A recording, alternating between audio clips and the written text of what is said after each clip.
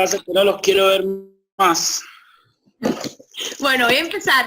Hipertensión inducida en el embarazo, vamos a hablar ahora. Un tema que es una patología súper frecuente en el mundo, donde este hombre, que es Leon Chesley, en 1908 nació, y a partir de ahí decidió ser médico tocoginecólogo, y empezó a estudiar, es un pionero en el estudio de los trastornos hipertensivos, y escribió bastantes libros, desde los cuales ya tienen hasta ahora la cuarta y la quinta edición, estos libros que son sobre trastornos hipertensivos del embarazo, y es, digamos, donde se basan muchas guías, muchas partes de la fisiopatología, están sacadas de estudios hechos por Leon Chesley.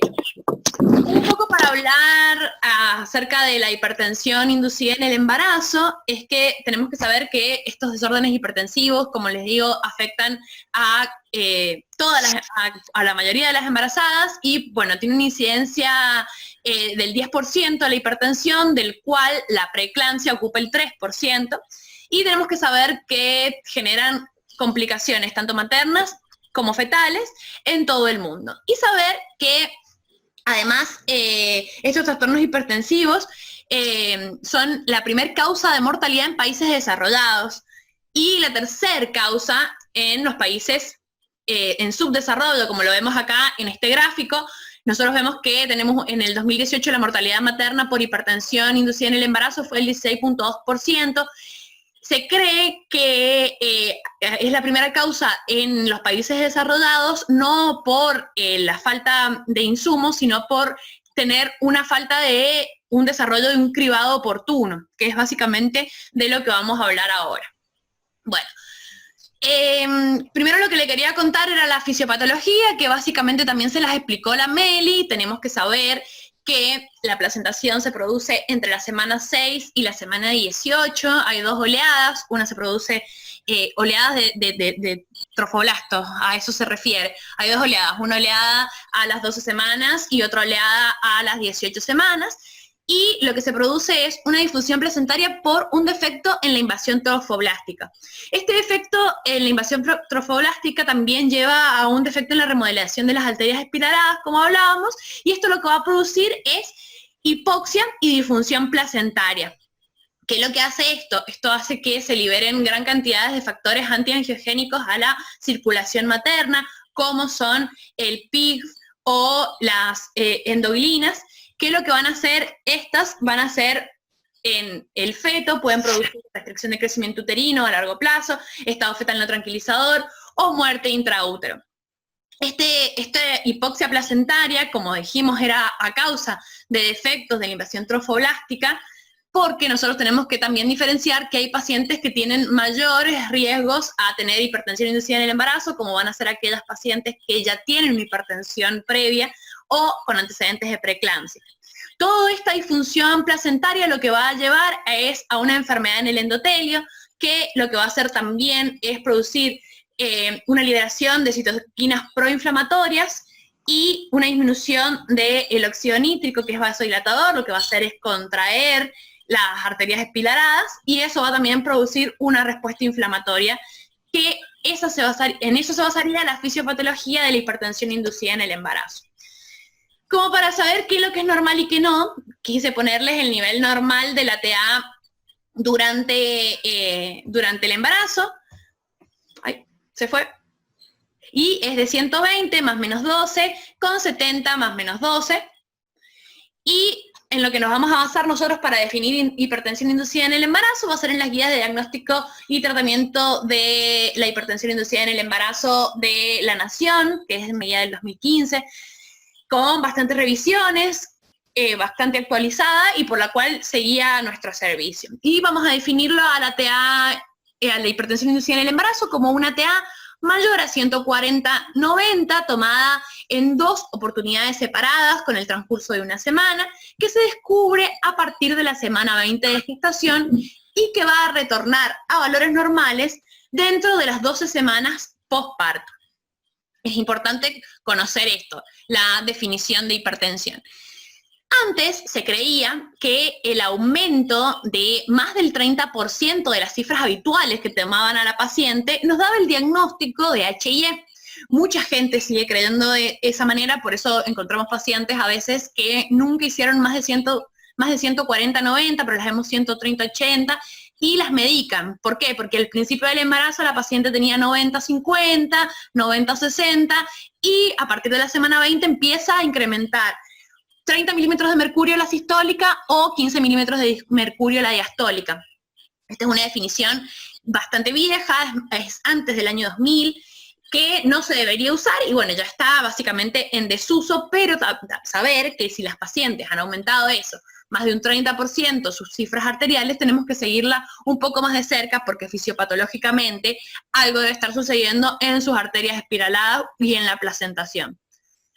Esta es una guía que me mandó la Flor, que es de la New England Journal of Medicine, que lo que compara acá es dos grupos de embarazadas. Lo que van a controlar acá es dos grupos: pacientes hipertensas crónicas y pacientes con hipertensión inducida en el embarazo, y esos dos grupos tenían las dos fetos vivos, pero excluyeron, por ejemplo, pacientes con feto muerto, pacientes que tuvieran presión más de 160-100 durante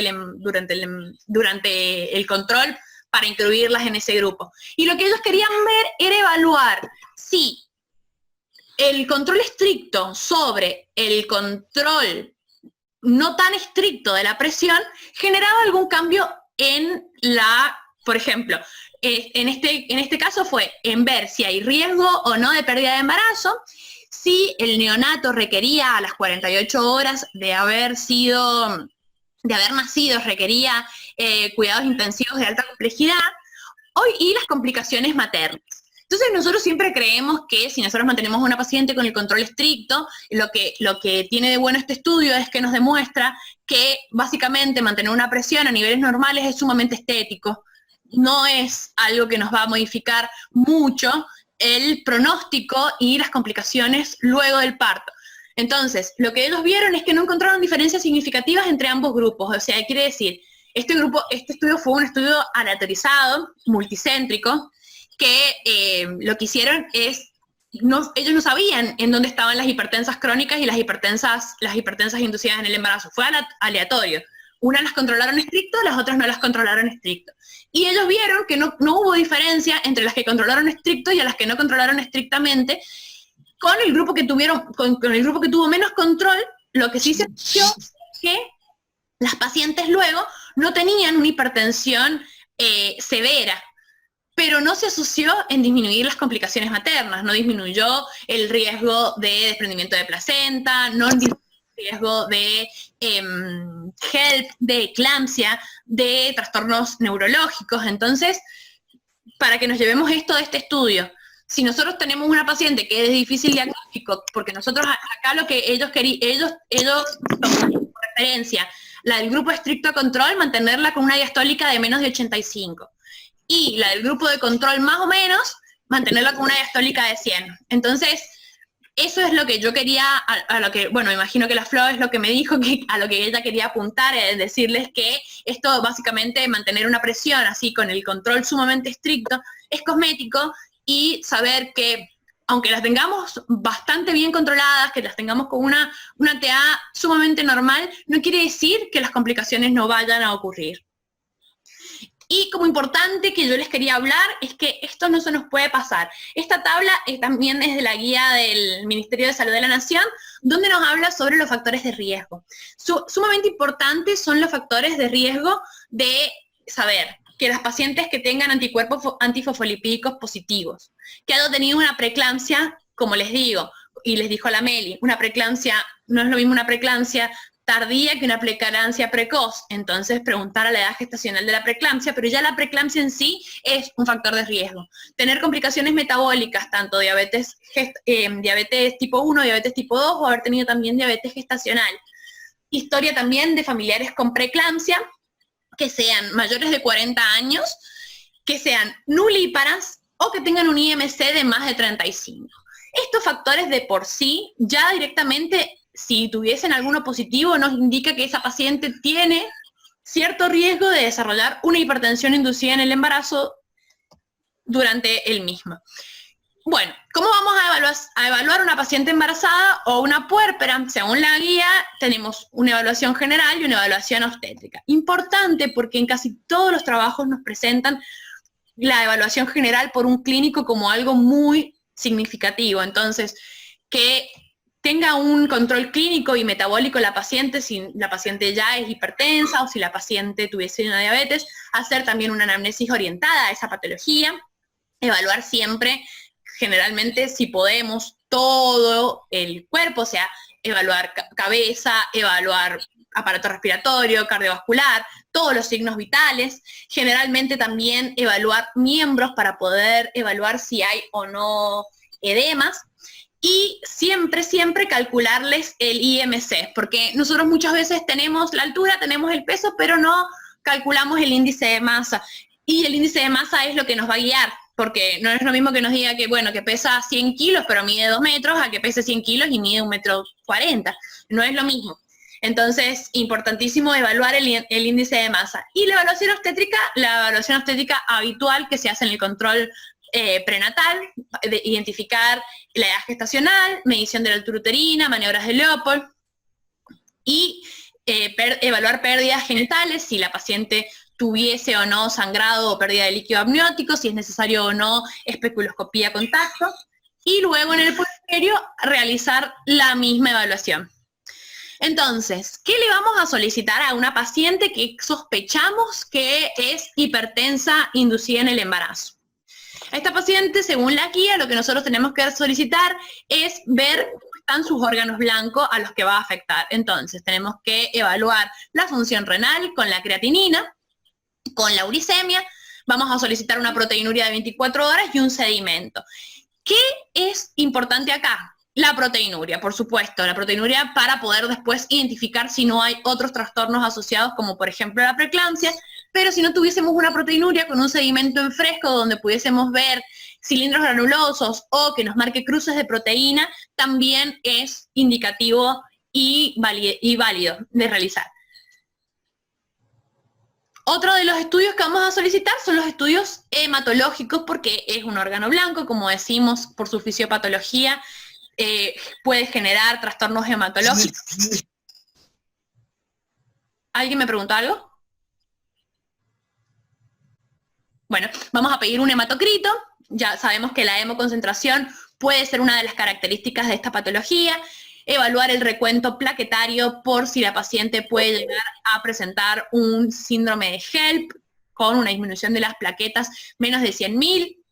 Si podemos y tenemos a nuestra disposición pedir fibrinógeno, no olvidarnos, acuérdense que en las pacientes que que tienen riesgo de presentar un desprendimiento de placenta normoinserta o en coagulaciones intravasculares determinadas, hay una disminución del fibrinógeno, entonces nos puede hacer sospechar de eso.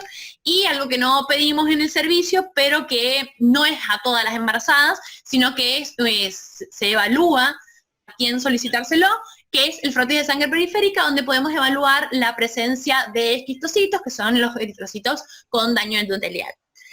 Y el otro órgano blanco del cual tenemos que estar atentos es el hígado, y acá vamos a pedir las transaminasas, la GOT y la GPT, que su aumento nos va a sugerir que hay un trastorno hepático, y otro de los marcadores es la LDH, que es una hormona de la cual está asociada el daño endotelial y hemólisis. Lo que no nos indica esta guía es pedir, por ejemplo, también un ionograma, eso lo tenemos que recordar, donde nosotros podemos ver un aumento del potasio que también se va a asociar a hemólisis. Entonces, eso para una paciente que sospechamos hipertensión inducida en el embarazo. Pero si tuviésemos una paciente hipertensa crónica, también tendríamos que pedirle un examen clínico, cardiológico, valorada por el cardiólogo con un electrocardiograma. Nosotros en el servicio, toda paciente, igual se lo pedimos. La paciente crónica necesita un fondo de ojo, no es de rutina para todas las pacientes, sino que es en pacientes crónicas o en pacientes que hayan tenido preeclampsia o eclampsia en embarazos previos también. Ecografía renal siempre y cuando sean hipertensas crónicas también o tengan la función renal alterada por una causa no conocida, que hayan tenido infecciones urinarias a repetición o que presenten nefropatías. La ecografía hepática tampoco la vamos a solicitar de rutina, solamente la vamos a solicitar en los casos, en casos de presunción de un síndrome de HELP o que nosotros que no nos parezca y no nos cierre que es un síndrome de HELP, sino que nos parece que fuese otra cosa, como por ejemplo puede ser un hematoma subcapsular hepático o una rotura hepática que nos produzca hemoperitoneo. En esos casos sí vamos a pedir la ecografía hepática, no hay otra indicación. Al igual que una tomografía o una resonancia magnética, que son los que sugieren las guías, solo en caso de complicaciones neurológicas que no sean explicadas por la eclampsia.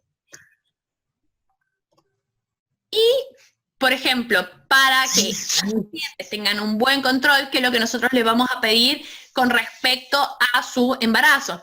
Le vamos a pedir que registre sus movimientos, que haga un automonitoreo de los movimientos fetales, que los registre y a nosotros nos tiene que constar que mientras tenga 10 movimientos fetales en un lapso de 2 horas y en reposo, que sea post-ingesta, eso va a estar bien. Eso nos quiere decir que tiene una recomendación grado D igual, entonces tampoco es que nos podemos confiar mucho, pero es importante que ella pueda percibir los movimientos y que no esté tranquila de decir, sí, hace 6 horas que no se mueve y me quedo tranquila. No, recalcar en cada consulta que debe automonitorear los movimientos. El monitoreo no está demostrado que mejore los resultados perinatales o postnatales, lo único que hace el NST es mostrarnos una fotografía de ese momento, en ese momento podemos valorar y decir si está bien, si tiene algún riesgo, pero no nos sirve para proyectar, mejorar resultados o no perinatales.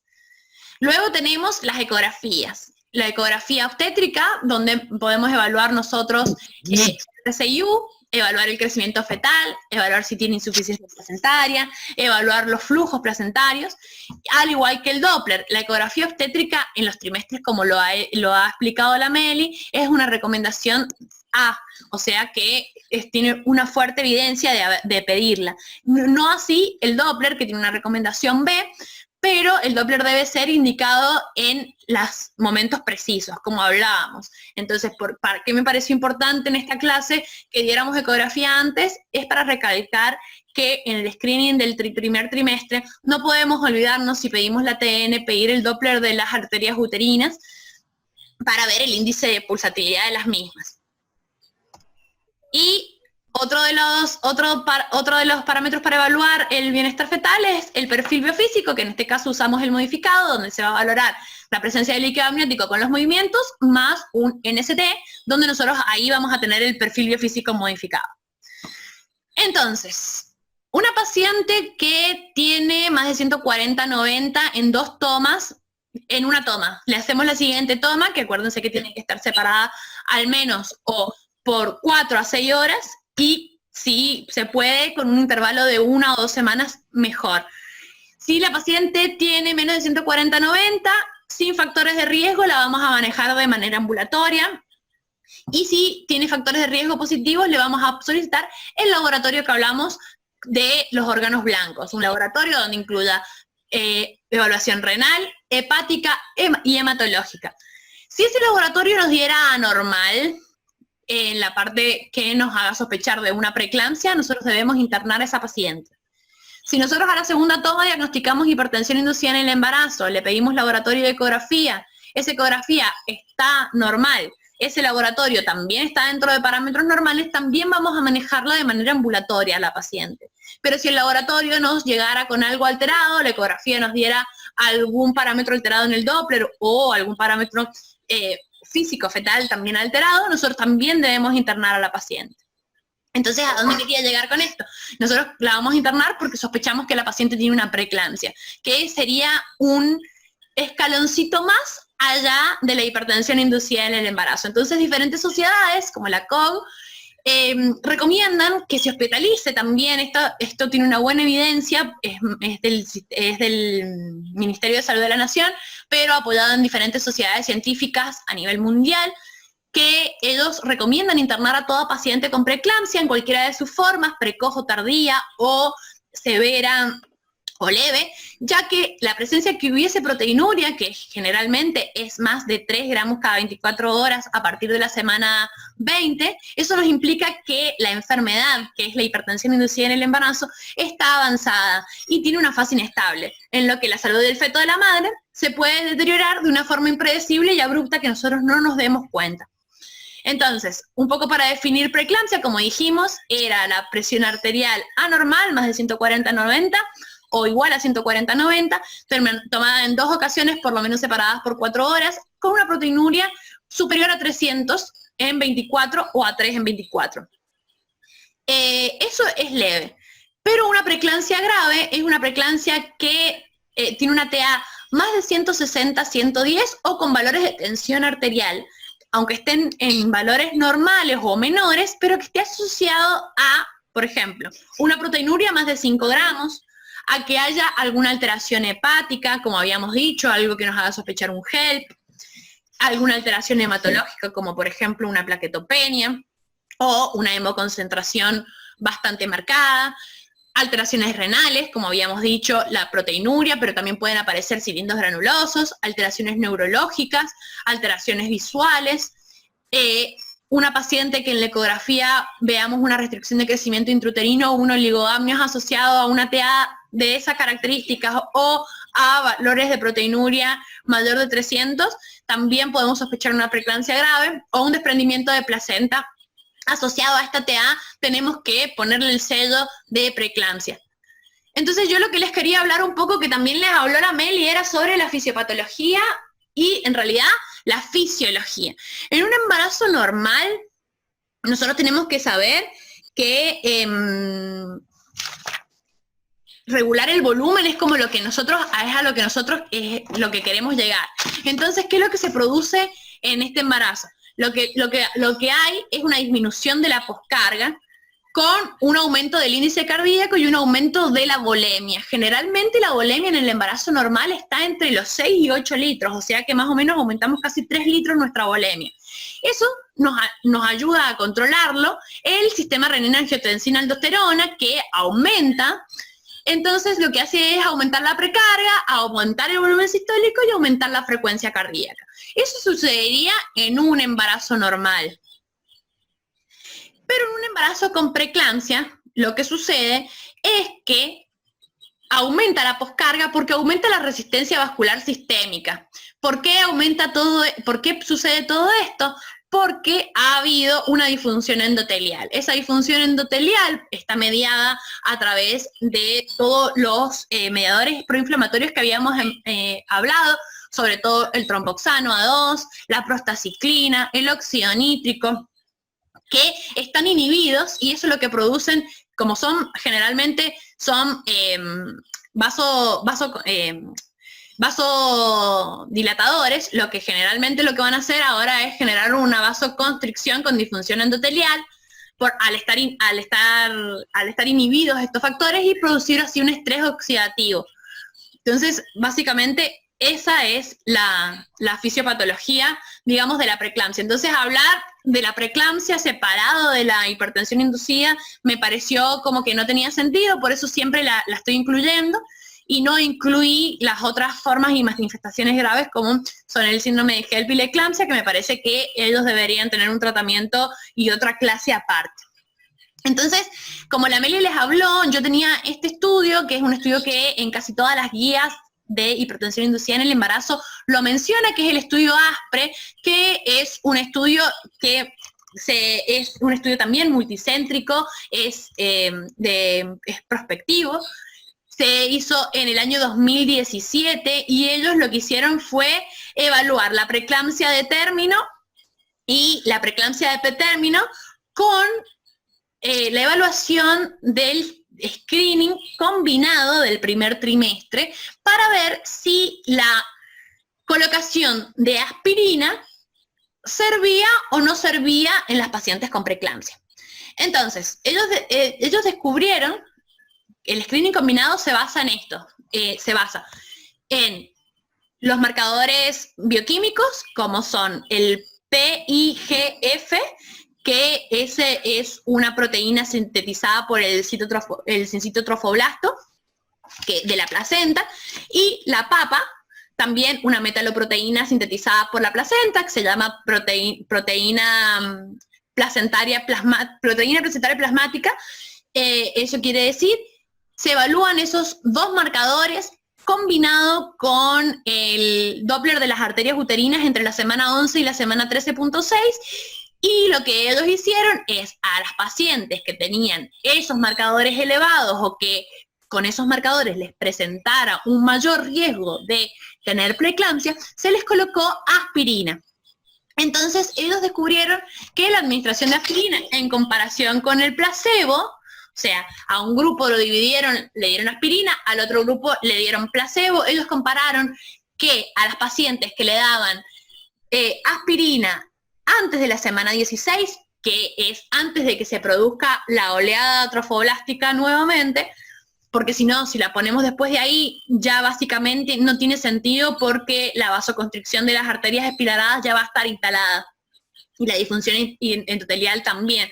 Entonces, se dieron cuenta que un 60% disminuía en la... tenía menos riesgo de desarrollar preeclampsia precoz, pero no tuvo digamos, implicancia en la preeclampsia tardía.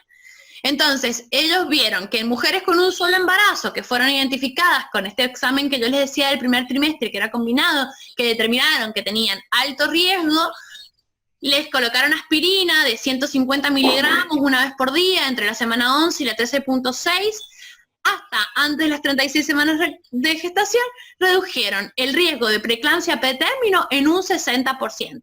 Entonces, más de un 60%. Entonces, importante ver que había un grupo que no se beneficiaba de esto. Entonces, yo encontré otro artículo del año 2015, que lo que hace este artículo es comparar el screening del primer trimestre, qué tan válido era. Obviamente está hecho antes del estudio ASPRE, este estudio, pero lo que ellos evaluaban era que la preeclampsia es una enfermedad multifactorial. Por eso me parecía importante saber los factores de riesgo.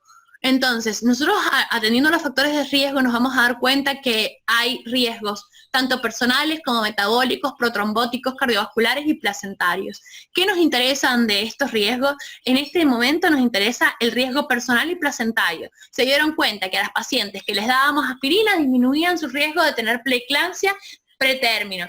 Pero ¿qué pasaba con las pacientes que no pasó nada, que no modificaban ese riesgo? Y sí, nosotros le estábamos dando solamente enfocándonos en dos partes de su riesgo, en el riesgo personal de tener preeclampsia y en el riesgo placentario de tener preeclampsia, que era lo que nos evaluaba el screening del primer trimestre. Pero ¿qué hacíamos si no nos enfocamos en el riesgo metabólico, en pacientes que tengan diabetes, en pacientes que tengan síndrome metabólico? Si no nos enfocamos en el riesgo protrombótico, si no nos enfocamos en el riesgo cardiovascular, en hacer que las pacientes tengan un buen control de la TA previo a la gesta, que tengan un buen control cardiovascular con su cardiólogo. No nos estamos enfocando en todas las pacientes que puedan tener preeclampsia. Entonces, lo que ellos vieron es que hicieron unos ciertos algoritmos donde ingresaban ese riesgo personal, ciertos factores de riesgo, ingresaban el riesgo metabólico, el riesgo protrombótico, y ellos lo usaban en un teorema que es el teorema de Bayes, que combinaban el riesgo a priori de presentar preeclampsia y los resultados que les daba el screening. Entonces, ellos lo hicieron, como les digo, antes del estudio ASPRE, pero ya sabían que solamente si nosotros dando aspirina solamente vamos a modificar dos factores, el personal y el placentario. Entonces también tenemos que tener en cuenta que hay ciertas pacientes que no se van a beneficiar del uso de aspirina porque tienen otros factores de riesgo que están implicados en el desarrollo de la preeclampsia. Entonces encontré este estudio del 2019 que me pareció muy bueno, que también me parece que está bueno porque el nombre te llama la atención, dice que si es momento de cambiar la definición clásica de preeclampsia. Está bueno porque nosotros decimos que la preeclampsia es una enfermedad que se asocia a la hipertensión y a las complicaciones renales, pero ellos lo ven desde un poco más allá, desde la fisiopatología, desde la enfermedad. Y como nosotros habíamos hablado que es un desorden básicamente endotelial que nos produce una respuesta inflamatoria exagerada dentro, en la parte placentaria, ellos lo que hacen es evaluar la utilidad de un índice que es el índice neutrófilo linfocito de las velocidades coriales y el índice polimorfo nuclear, monomorfo nuclear en la predicción de tener preeclampsia. Estos marcadores son de gran utilidad porque son marcadores que básicamente están implicados y van a estar elevados en este daño endotelial porque son marcadores bioquímicos de angiogénesis. Entonces, ellos proponen que sea llamada que sea algo que se estudie a largo plazo, que nosotros no nos quedemos con la definición solo de que es el marcador de la proteinuria lo que nos define preeclampsia, sino que nos lo podríamos definir mucho antes al diagnóstico, teniendo estos factores, haciendo este cálculo. Y en este estudio también nombraba a esta calculadora, que es un estudio que se llama el estudio Pierce, que al principio lo que hacía es controlar, por ejemplo, la saturación de oxígeno, las plaquetas, la creatinina, el índice GOT-GPT, y calculaba la probabilidad de riesgo materno a desarrollar preeclampsia. Está buenísimo, sí, muy bueno, es en el estudio Pierce. Y el full Pierce, lo que está en revisión, está en estudio y lo están tratando de investigar, muchos científicos están poniendo dinero en esta investigación, es para agregar a este estudio, agregarle los marcadores bioquímicos que serían el PAPA y el índice de pulsatilidad de la arteria uterina en la semana 11 a la 13.6. Entonces, estaría buenísimo porque es un modelo de predicción que va a combinar la edad gestacional con los exámenes clínicos y laboratorios y permite dar estimaciones a 48 horas de si te va a presentar o no te va a presentar una preeclampsia. Pero bueno, está en estudio. Pero yo les he dejado el link por si se quieren meter, es una calculadora nada más, una calculadora de riesgo, que también la tiene la Fetal Medicine Foundation, pero bueno, esta es una que yo no conocía. Un poco hablando ahora de emergencia hipertensiva. Cuando hablamos de emergencia hipertensiva podemos hablar de la preeclampsia grave, puede ser una emergencia hipertensiva, entonces nosotros tenemos que saber cómo actuar y qué drogas colocar. La droga de inicio que vamos a colocar y la que es evidencia A es el labetalol endovenoso, que se coloca en bomba de infusión continua, en una infusión endovenosa lenta. Lo que se coloca es una ampolla diluida en 100 mililitros de solución de dextrosal 5 y vamos a evaluar los efectos a los 10 minutos. Lo que nosotros tendríamos que haber visto es que disminuya la TA por lo menos 10 a 15 milímetros de mercurio. Y luego la vamos a dejar en infusión continua. Lo podemos dejar en bomba de infusión continua. Lo que vamos a hacer es colocar 10 ampollas en 160 mililitros de dextrosa y eso lo vamos a pasar cada uno a 2 minutos. Siempre vamos a estar con monitoreo continuo de la TA para ver si hay respuesta o no al tratamiento. Lo ideal es evaluarlo en cada 10 y 15 minutos a la TA. Otro de los medicamentos que podemos dar es la nifedipina, que es bioral. Esta se puede dar 10 miligramos cada 30 a 40 minutos, dependiendo de la emergencia, pero tenemos que saber que es un medicamento, como estamos hablando, que es de bioral, o sea que si tuviésemos una emergencia hipertensiva, que fuese una eclampsia, no podríamos colocarle esto porque la paciente tendría deterioro del sensorio. Entonces, evaluar qué medicación le vamos a dar y también evaluar a quién no se la podemos dar y cuando está contraindicada. Por ejemplo, mayores de 45 años, pacientes diabéticas, pacientes con cefaleas, y saber que estas pacientes lo que pueden llegar a tener es un aumento de la frecuencia cardíaca fetal, que es normal por la medicación. Y otras drogas que no usamos habitualmente, pero que también están aprobadas, son la hidrolazina y la clonidina. Entonces, este algoritmo también lo propone las guías nacionales, que son sobre preeclampsia, cuándo vamos a internar y no, siempre vamos a internar una preeclampsia.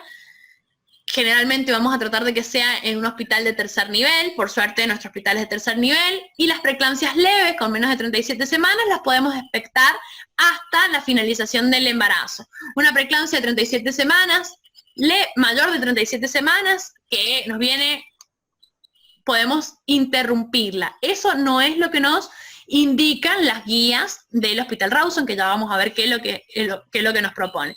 Pero si es una preeclampsia grave, tenemos que ver de cuándo es el inicio. No es lo mismo una preeclampsia de pretérmino que una preeclampsia de término. Una preeclampsia de pretérmino que tenga compromiso severo materno, hay que finalizarlo igual. Sin compromiso materno vamos a tratar de expectarlo hasta ver la proteinuria o hasta ver la vitalidad fetal. Un embarazo entre 24 y 33.6 semanas, lo que tenemos que hacer primero es realizarle una maduración pulmonar fetal, igual con los mismos esquemas que hemos hablado para ruptura prematura de membrana, para amenaza de parto pretérmino, y si no estuviésemos en tercer nivel, derivarla. Y una preeclampsia grave de término, directamente finalización del embarazo. Entonces, como habíamos dicho, internar a todas estas pacientes con preeclampsia y mantenerlas controladas para ver si hay síntomas neurosensoriales, si podemos hacer el diagnóstico de preeclampsia, si tuviese RCI y oligoamnios para diagnosticar una preeclampsia severa, pacientes que sepamos que tampoco van a tener un buen control metabólico, un control estricto de TA en su domicilio, que no van a cumplir con el tratamiento, que no entienden cómo tomar el tratamiento. Entonces, todas esas pacientes vamos a internarlas para un mejor control. Como habíamos dicho, la finalización del embarazo es la terapia adecuada en las hipertensiones severas o en las emergencias hipertensivas, y el objetivo, como dicen estas guías del 2009, es disminuir las complicaciones maternas, neurológicas y cardiovasculares, y disminuir la incidencia de eclampsia. Entonces, tenemos, como ya habíamos dicho, habíamos hablado un poco en el algoritmo de recién, cómo íbamos a manejar a las pacientes de hipertensas inducidas en el embarazo del pretérmino. Y lo que habla mucho la guía son sobre medidas no farmacológicas. Como ya habíamos hablado, todas las pacientes generalmente embarazadas no fuman, no toman. Esas pacientes tienen las que lo hacen, tienen más riesgo de desarrollar preeclampsia y presentar complicaciones placentarias y restricciones del crecimiento. El reposo en cama es una recomendación B, no se recomienda, en realidad se recomienda un reposo relativo. Lo que se dice es reducir en realidad la actividad laboral, y no se recomienda la reducción de peso. Ya lo habíamos hablado de eso bastante. Bueno, ¿y cómo vamos a hacer el control de la salud fetal? Me queda un minuto. ¿Saco y vuelvo?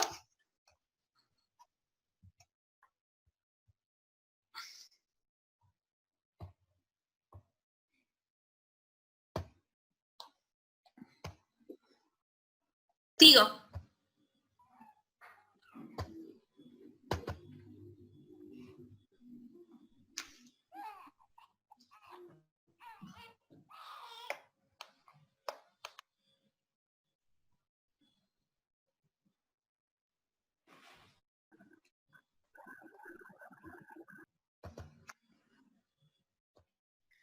¿Se ve? Sí. Joya.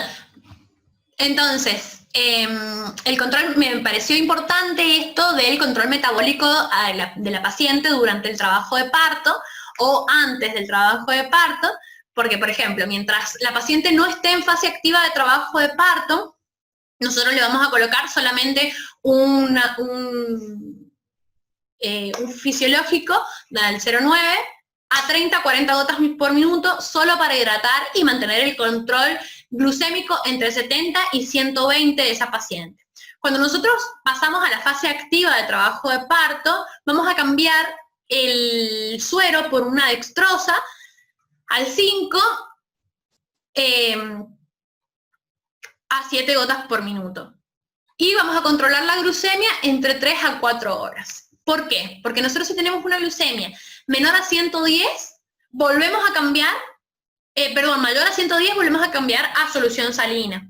Si la glucemia es mayor a 120, le vamos a administrar a la paciente insulina, aunque no haya sido insulinizada antes, y vamos a controlar la glucemia cada 1 hora para mantener valores inferiores a 100, porque tenemos que evitar que el feto nazca con hipoglucemia. Entonces se aconseja la inducción al trabajo de parto. Nosotros la vamos a desaconsejar si la paciente tiene un peso más de 4 kilos o un percentilo más de 90, que es lo que indican las guías de FASGO en el hospital, es valorar a cada paciente. Y se sugiere una cesárea si el peso fetal estimado es más de 4,5 kilos o la paciente presente una cesárea anterior. ¿Cómo vamos a manejar a la paciente luego de haber tenido ya sea un parto o una cesárea durante el puerperio? La paciente, vamos a ponerle... pregunta. Sí. Perdón. Que cuando nosotros habíamos visto lo de feto grande para la edad gestacional, habíamos dicho que en realidad sí las inducíamos, o sea, sí se podía hacer inducción, ¿no es cierto? Sí. O sea, que acá si le sumas diabetes, no se recomienda a partir de los 4 kilos. Acá en este consenso dice eso. El consenso a partir del percentilo, aparte lo pone a partir del percentilo 90 y nosotros habíamos puesto como percentilo 97 también en el grande para la edad gestacional. Entonces ahí hay una diferencia de criterios que hay que unificar para que todo el servicio nos manejemos con lo mismo. Bien. Bueno, el manejo en el puerperio, dieta general, en las pacientes que no tenían insulina, no hay que dejarla con dieta luego en el puerperio. En las pacientes que estuvieron con insulina en el embarazo, pero solamente eran diabéticas gestacionales, solamente la vamos a dejar con dieta para diabéticos, pero sin insulina, la suspendemos. Y si no se pudo suspender la dosis de insulina antes del parto, vamos a colocarle una infusión con dextrosa hasta que la paciente vuelva a comenzar con la vía oral. La glucemia postparto la vamos a controlar 48 horas, 1 o 2 veces por día en las pacientes con dieta y 4 a 6 veces por día en las pacientes con insulina. O sea que sí habría que dejarle control de hemoglucotest, que a veces no lo dejamos luego del parto. Y ver cómo están los controles. Si la paciente tiene una glucemia menos de 100 es un control normal, la paciente entre 100 y 125 tiene un trastorno del metabolismo de la glucosa, y una glucemia en ayunas de más de 126 o al azar puede ser que la paciente no esté manejando bien en el posparto y nosotros tengamos que hacer un diagnóstico de diabetes mellitus. Tenemos que saber que es importante el control posparto a las 6 semanas con otra PTOG para que las pacientes que hayan sido clasificadas como diabéticas gestacionales durante el embarazo, pero que en realidad eran diabéticas pregestacionales, tengamos que hacerles el diagnóstico de esa patología. Y vamos a hacerlo al diagnóstico de diabetes con un valor mayor de 200 a las 2 horas en la PTOG. Vamos a clasificarla como alteraciones en los hidratos de carbono a pacientes que tengan entre 140 y 199. Y una glucosa normal es que tengan menos de 140 a las 2 horas. Esta es lo que propone FASGO. Y básicamente eso era todo. No sé si me ha faltado decir algo o algo que haya quedado con dudas.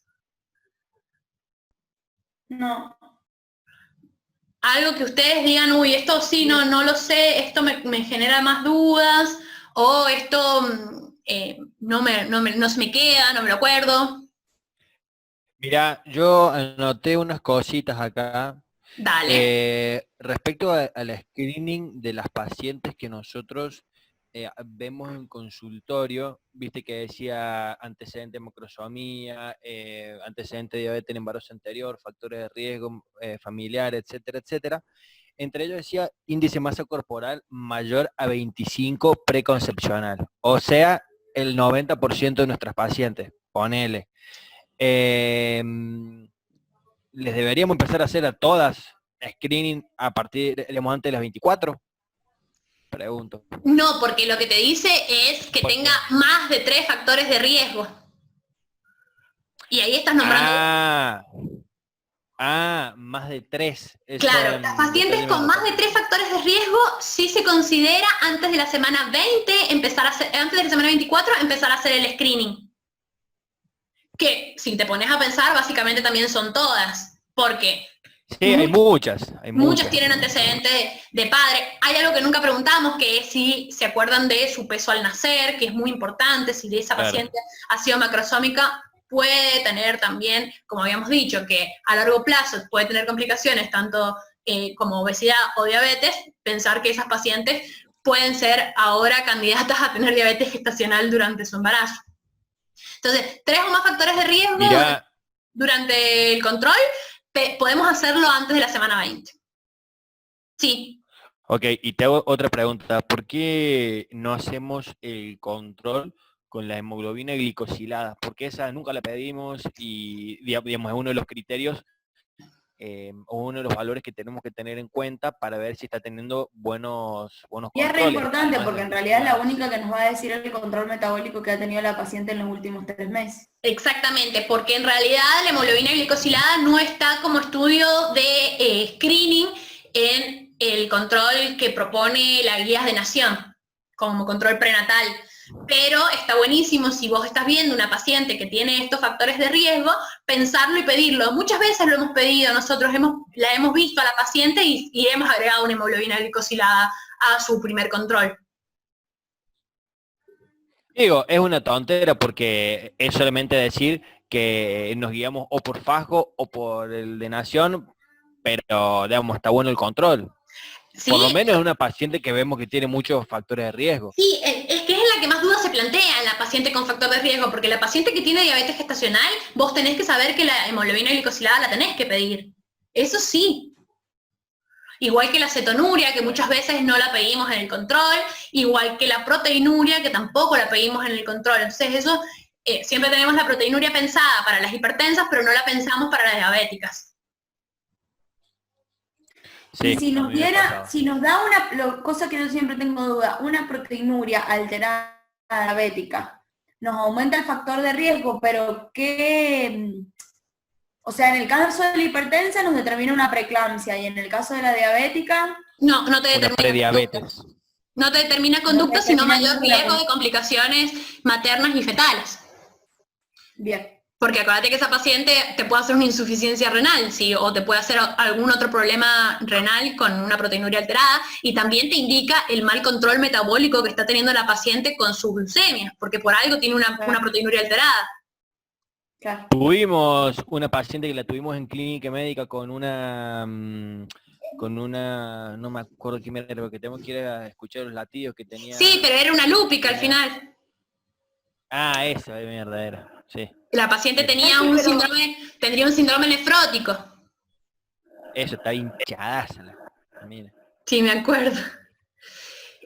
Bueno, La proteinuria se la pedís solo a las pregestacionales, ¿verdad? a las pregestacionales, sí. Bien. Pero después en el diagnóstico de las gestacionales también la pedís cuando haces el diagnóstico de las gestacionales también pedís proteinuria. Para control. Para control. En cambio, la ecografía renal y el fondo de ojo y el control más que nada cardiológico las pedís a las pregestacionales. Bien. Al primer día que la viste le tenés que pedir eso, si sabés que es diabética, para mantenerla con un buen control. Bien. Porque básicamente nosotros siempre nos basamos en la gestacional, pero tenemos muchas pacientes diabéticas tipo 1, diabéticas tipo 2 que se embarazan. Y también tenemos que tener el control de esas pacientes. Entonces la Luchi les ha hecho unos casos clínicos que están recopados, que los vamos a ver ahora. Y el caso clínico 1 dice que es una paciente de 24 años, que tiene 3 gestas, 2 partos. Los partos fueron de 3,5 kilos y de 4,2 kilos. Ella tiene un índice de masa de 26 y nació con 4 kilos. Acá lo que la Luchi quiere es que ustedes me nombren qué factores de riesgo tiene la paciente para presentar una diabetes gestacional. un hijo macrosómico, un índice Índice de de masa aumentado y un macrosómico. y un peso materno fetal elevado. Perfecto. La paciente está cursando un embarazo de 26 semanas, este es su primer control, y nos trae una analítica donde nosotros le hacemos, ya traía una analítica que le habían pedido, una glucemia en ayunos de 96. ¿Qué Todo el piensan? límite, todo justito ahí. Le solicito otra glucemia. Muy bien, vuelvo a solicitar Ajá. otra glucemia, perfecto. Bueno, y le puedo pedir la PTOG por los antecedentes también. Perfecto, También. obvio. En Ya realidad, tiene más y de empezar 3. a pedirle todos los estudios, que serían de la primera y segunda mitad, en realidad. ¿Qué ecografía le pediría? Bueno, Un scan sí. fetal y un ecocardio. Sí. No nos olvidemos del ecocardio, importantísimo en las pacientes diabéticas gestacionales y pregestacionales. Bueno, muy bien. La paciente nos trae el segundo control de glucemia de ayunas que nos da 93. ¿Qué hacemos? Y confirmamos el diagnóstico. PTOG. No, confirmamos el No, diagnóstico. Glucemia más de 92. Tiene 2 glucemias. Ah, cierto que era más de 92. Pensé Muy que era bien, no 94, necesitas una PTOG para confirmarlo, pero la podés pedir.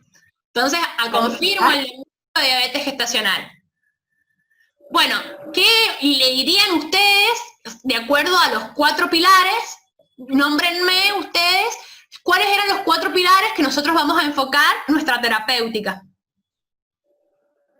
Y lo que era la dieta, el ejercicio, La actividad la física. Y la educación acerca de lo que es la diabetes. y el Perfecto. tratamiento farmacológico. Bien, y el todavía tratamiento, antes de instaurar un tratamiento farmacológico, nosotros le vamos a instaurar una dieta, como habíamos dicho que ese es uno de los pilares.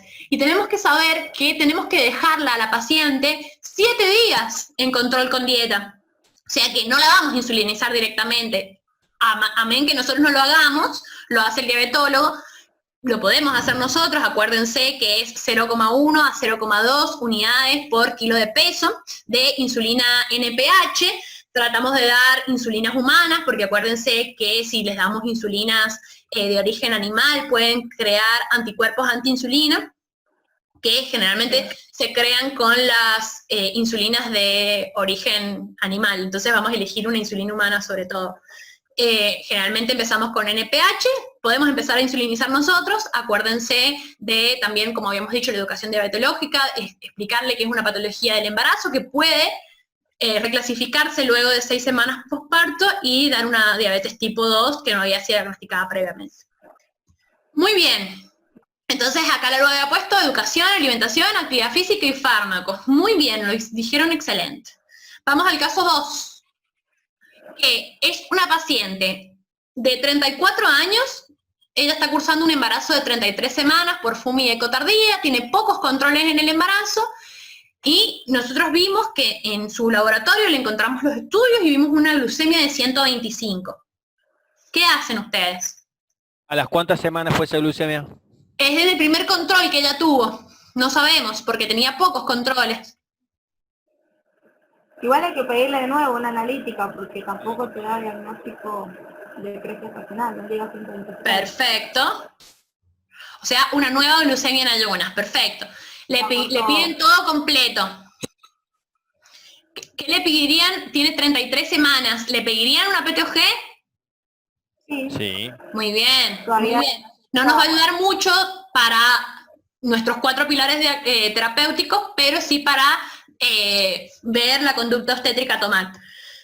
Y bueno, le pedimos entonces una nueva glucemia en ayunas, la PTOG, y determinamos el diagnóstico de diabetes gestacional porque nos dio una PTOG a los 60 minutos, 190. ¿Cuánto era el valor normal? Hasta 180. 143, 180. 140 o 153. Ah, perdón, No. 180, dijo cualquiera. Y a los 120 le dio 160 y el valor normal a los 120 es hasta... 153. 153 o 140, depende. Perfecto, muy bien. Entonces hicimos el diagnóstico de diabetes gestacional a las 33 semanas. Bueno, haciéndole el diagnóstico, ¿ustedes qué piensan qué consecuencias a largo plazo puede tener con este diagnóstico? ¿Se acuerdan el esquema de las consecuencias a largo plazo y a corto plazo? Y las a corto plazo, digamos, obstétricas, puede ser una feto grande para gestacional que se acompaña de una distosia, se puede acompañar de un aumento de la hemorragia posparto, de un aumento del índice de cesáreas, se puede acompañar de un estado fetal, digamos, iba a decir no tranquilizar, pero apenas nace como más apachangado. No, Claro. no sale como... Garbajo, Sí, Apgar bajo. bebé en los apachangado. primeros días. Eso no lo voy a decir en la revista de Sala ni en el examen. Ay, qué gracioso. Bueno, muy bien, perfecto. Acuérdense que son pacientes que pueden ser más propensas a tener una preeclampsia, a tener también restricciones del crecimiento. Y a largo plazo, obesidad infantil, diabetes. Muy bien, a largo plazo, perfecto.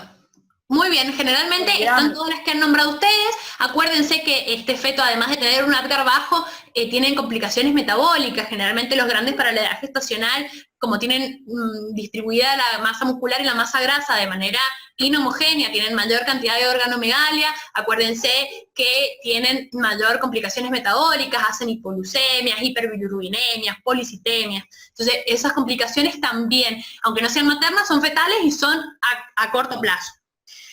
Y a largo plazo, ustedes ya las dijeron, que son las complicaciones metabólicas tanto de la madre como del feto, como lo decía ahí la diabetes tipo 2.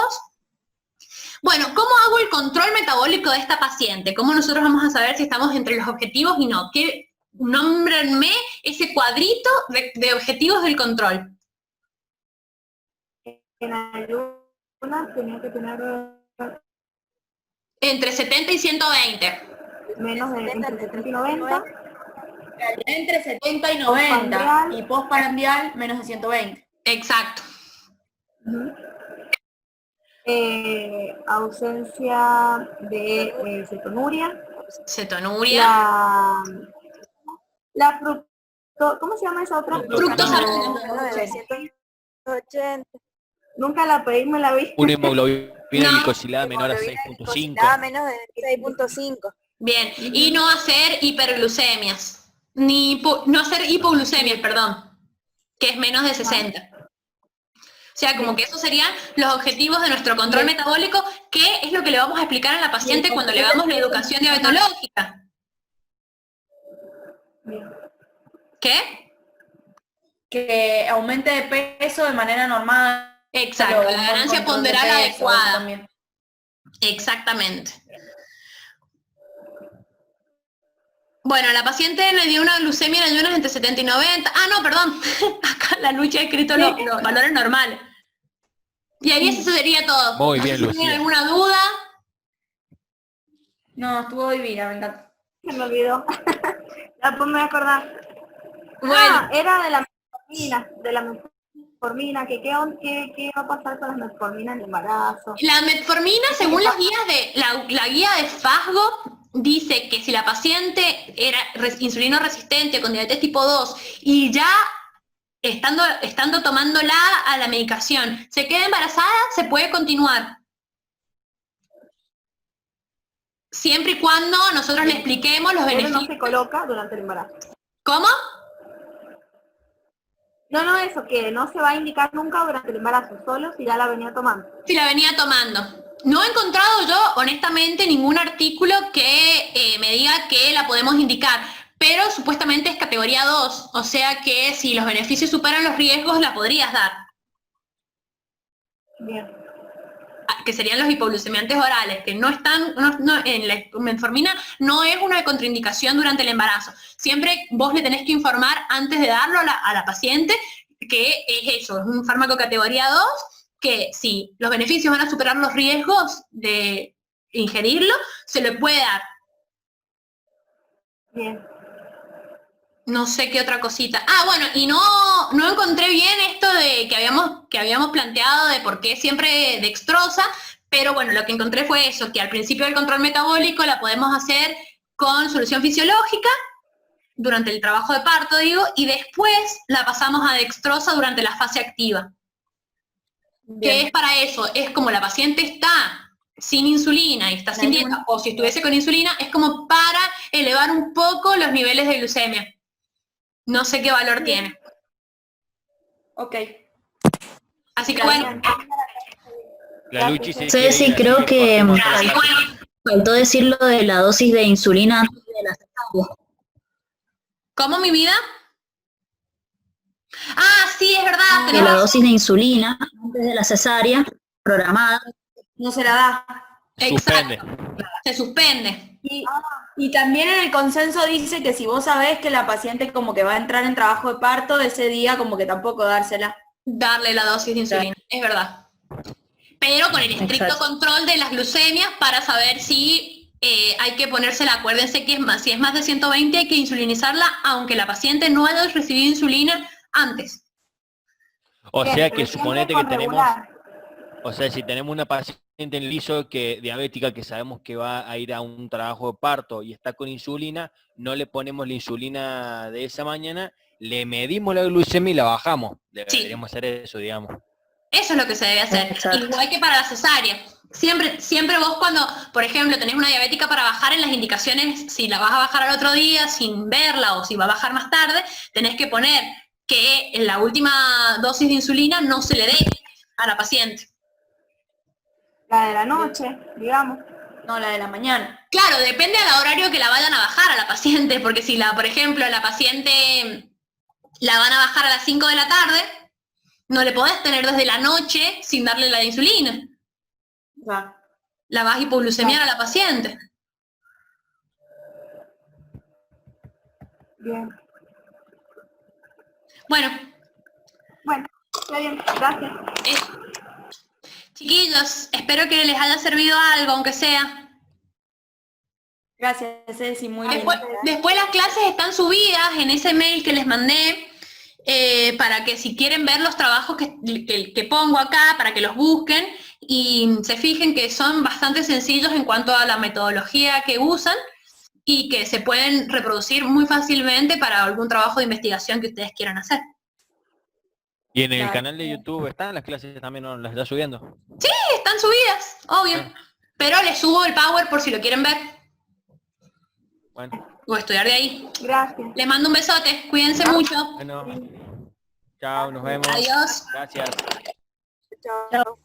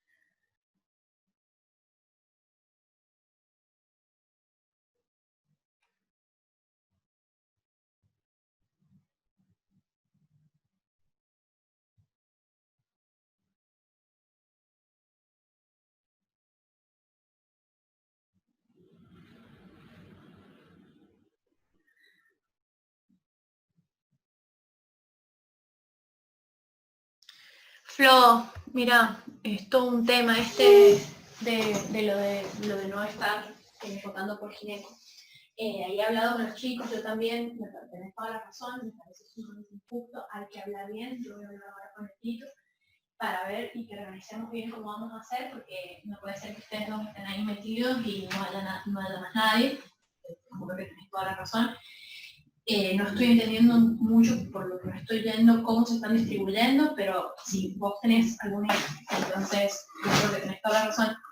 Si querés que organicemos de alguna manera para ver cómo podemos hacer, para ver si dejamos una sociedad de guardia, pero dejamos un día fijado para que cada uno vaya y ayude al gineco, como para poder organizar eso, no sé cómo hacerlo. ¿Cómo te fue? Todo bien, Nina. ¿Todo bien? ¿Le pudiste hacer eso? No, sí, ¿Alguien sí. tiene algo que hacer desde el 21 al 23 de noviembre? Algo así. No, espera, no, ni manija, mi tío. ¿Qué le pasa? El Goyito y la Anita no contestan. Eso debe estar juntos haciendo cochinada.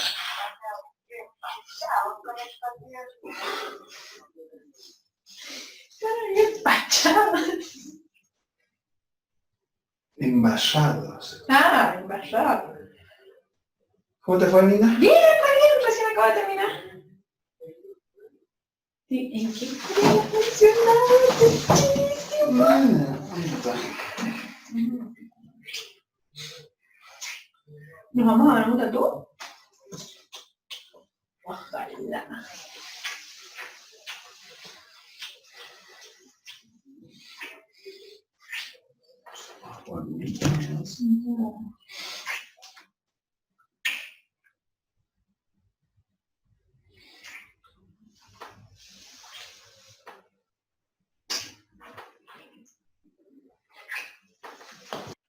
¿Qué te fue bien?